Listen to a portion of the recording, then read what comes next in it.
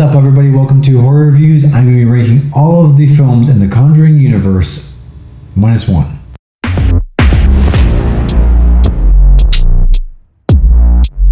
So disclaimer, I have not seen The Curse of La Llorona, and it will not be in this ranking video, and I actually don't really consider it part of the Conjuring Universe. I understand that it is, and you can argue with me all you want down below, but it won't be in this ranking, so if you're not interested in seeing it without that, then thanks for stopping by. I appreciate you guys, and you can yell at me in the comments.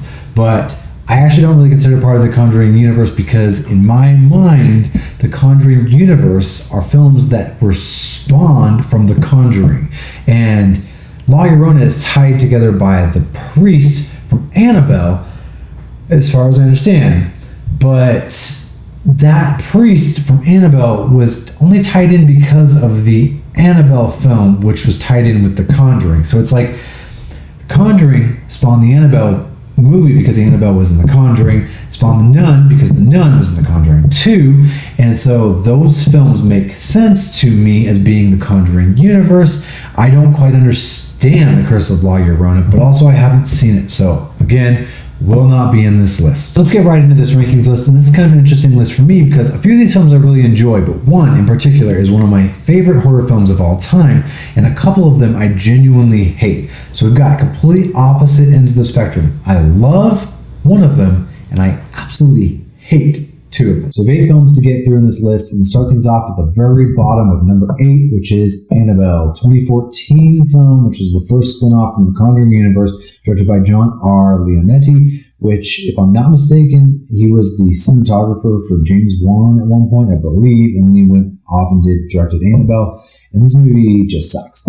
I feel like it doesn't understand what Annabelle did right at all. It made Annabelle not creepy. The story was stupid. The scares were all terrible. The character development was awful. I just hated this film. I have not rewatched all of these movies for this list, and I really don't want to.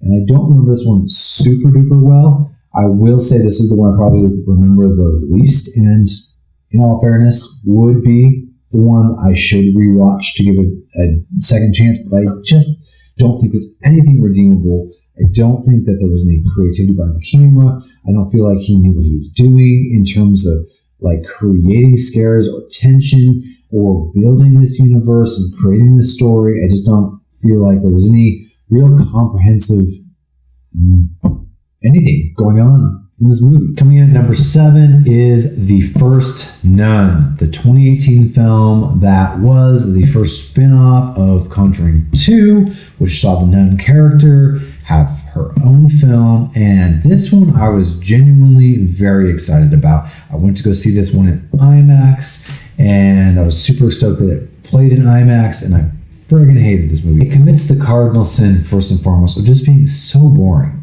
with just nothing going on. The scares are not good.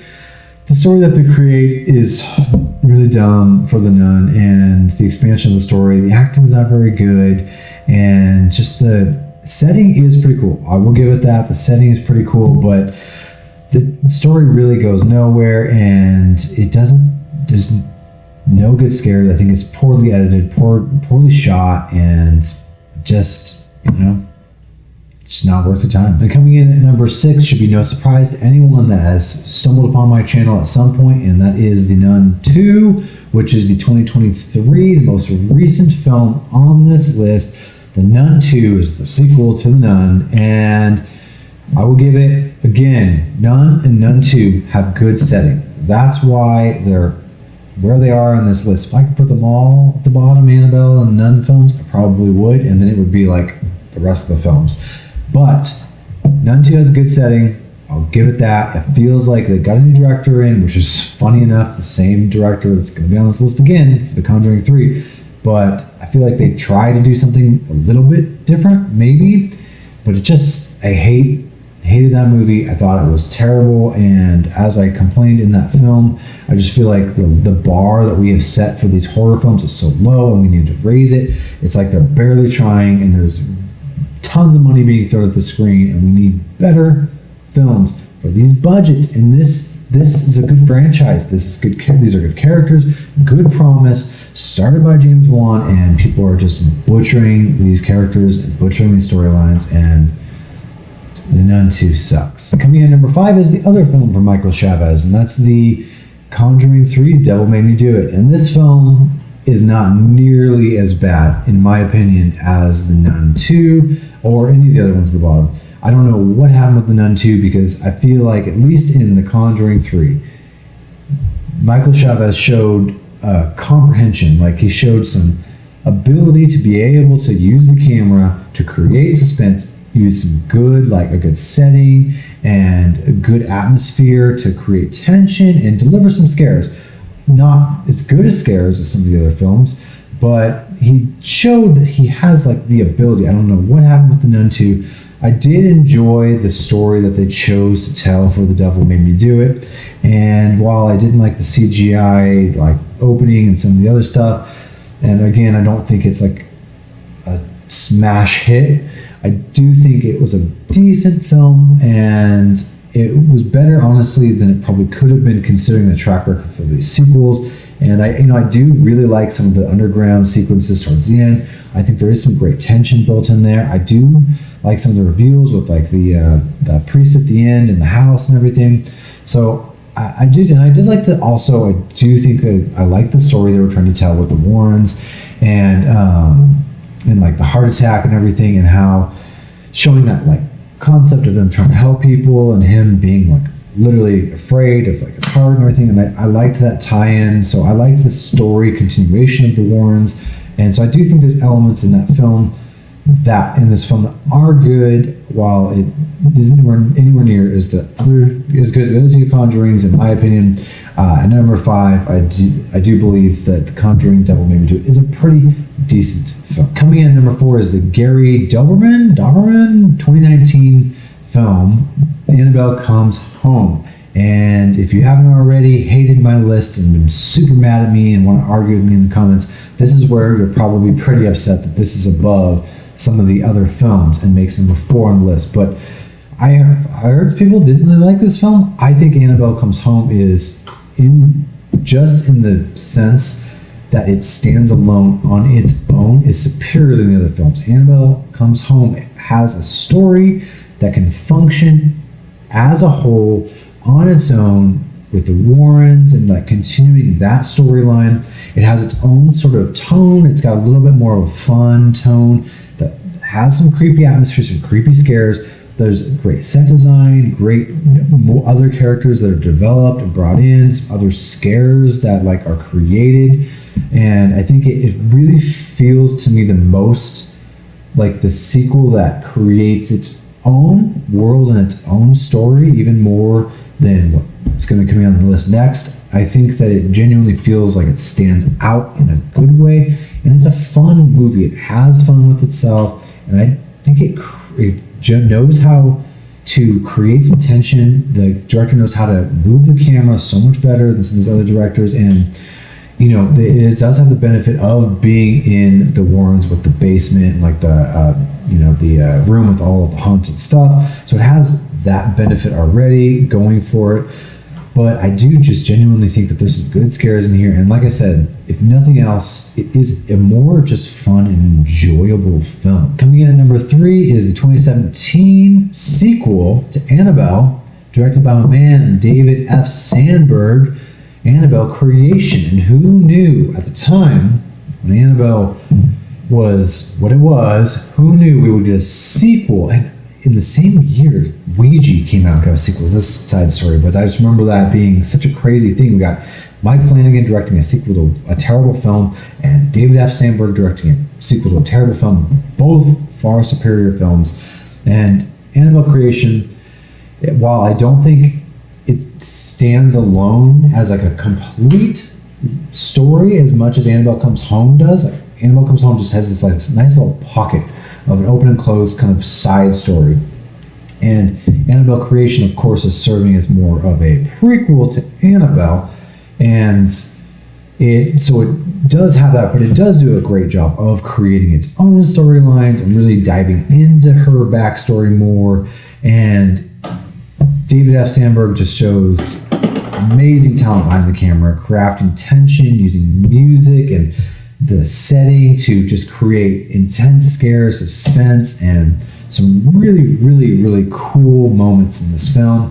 I think that, again, it added to the story enough so that we actually sort of understood a little more about Annabelle and were able to follow along with what's going on without being like just this total like crazy down this rabbit hole story, but also stayed kind of grounded in its story without going way too big for its britches, and was able to tell this sort of smaller piece of the story and craft some genuine tension with some really good scares.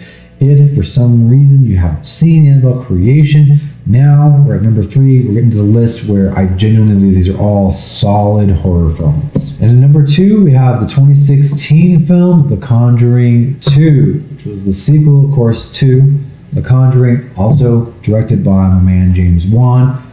Huge James Wan fan, so of course The Conjuring 2 is going to be in here and super high on this list. I know that some people don't love The Conjuring 2 quite as much as they do The Conjuring 1, or if they appreciate The Conjuring 1 at all. But I genuinely believe that The Conjuring 2 was a hard thing to deliver, a sequel to The Conjuring, and The Conjuring just like launched this huge franchise and broke box office numbers, and like was this big summer release for James Wan and for horror. And so coming in with The Conjuring 2, the same director, James Wan, doing it again, doing a sequel again, and like Insidious Chapter 2 doesn't have as many of its fans. So I think that it was kind of a big task to come in and be able to live up to what The Conjuring was. And I actually think that he did a fantastic job. The Conjuring 2 did a good job of telling more of the Warren stories, but going to like a different area and like a different storyline and just focusing on something completely separate from what they were doing before. And I think that the story that they pick is really cool. I love the twist at the end and how there's something that is genuinely frightening throughout the movie, but then there's something that's even more frightening later on that we find out. Of course, this is with the introduction of the nun character, and I just think that, and also the tall man, which we may or may not get, I don't know. But I do think this is a solid film. The third act, the reveal where they're on the train and they're like playing the tape backwards and they hear that and then they have to run back to the house, I think is really cool. I love also, while I'm just going off on this, I love that moment that they did in this film where they like the stuff is all happening in the room and the girls and everybody are like trying to convince somebody that their house is haunted and something happens and the police come over, and all of a sudden it's like, oh, stuff is happening, and then the news want to like capture it and people think they're faking it, but I love that moment where we see it happen with them, and it's not that repetitive thing where it doesn't happen and it only happens with them in their home. The only con I have for The Conjuring 2 is that I do think that in general it just doesn't quite live up to the first film with the tension, the scares, and it's a bit too long. That's my biggest gripe with The Conjuring 2. Every time I watch it, it's just a bit too long. I love that we get a little more heart in there, a little more of the Warren story. We get a little more character development, and I do think that their storyline is solid. I do think that the scares are great. I do think, again, that the reveal is good. The acting is good all across the board. The little girl is great. And I think, James Wan is just recertified that he's an amazing director, but it's just a little bit too long for me, and it just doesn't quite hit the marks that the first one does. So coming in at number 1, my favorites and what I consider to be the best film in the Conjuring franchise, of course, no surprise, is the first and original Conjuring film directed by James Wan, a 2013 film. And this film is one of my all-time favorite horror films. I genuinely believe it's one of the best horror films ever made. I understand why people might want to say, just like a lot of these other films, that it's overrated or whatever, but the talent behind the camera, the way that James Wan tells a classic story, but with fresh eyes and these new compelling ideas of like the way he's moving the camera and scaring the audience just from like tension and movement and shadows, using old school tricks, music, but like doing it in such a fresh way. The story that there actually is, plus the ending where the ending exorcism moment I think is insanely good.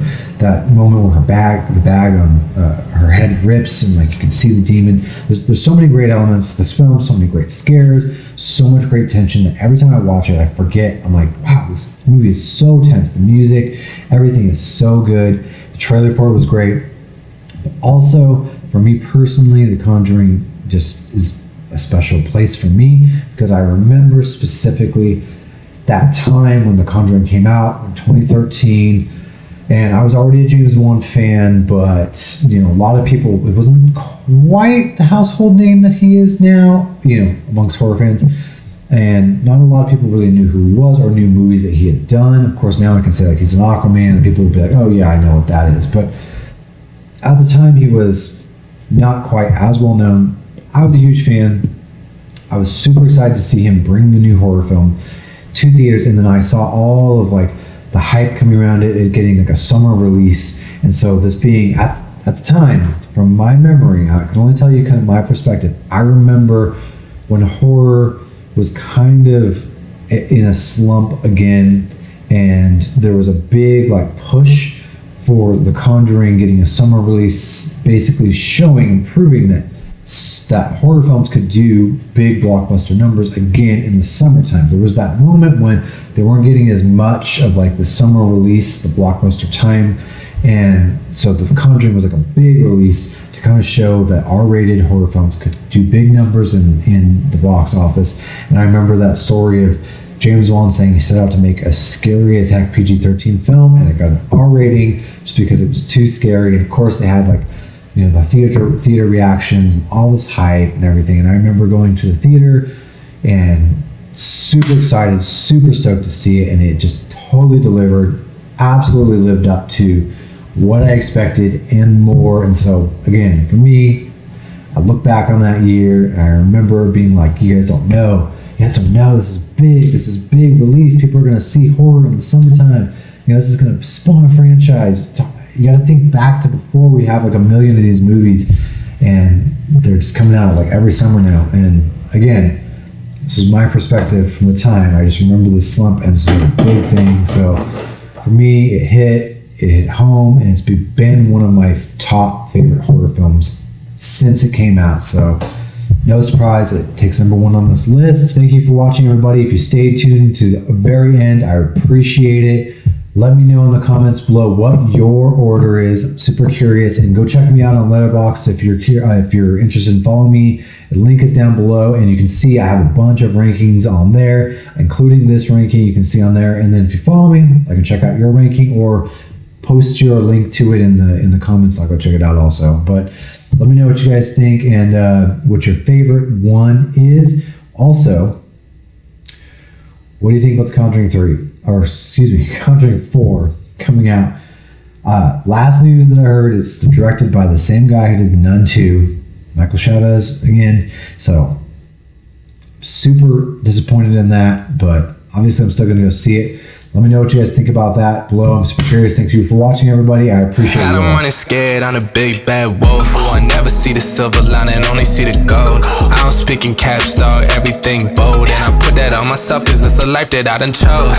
I said come through. You can see me on the west side. Now it's funny how they walking.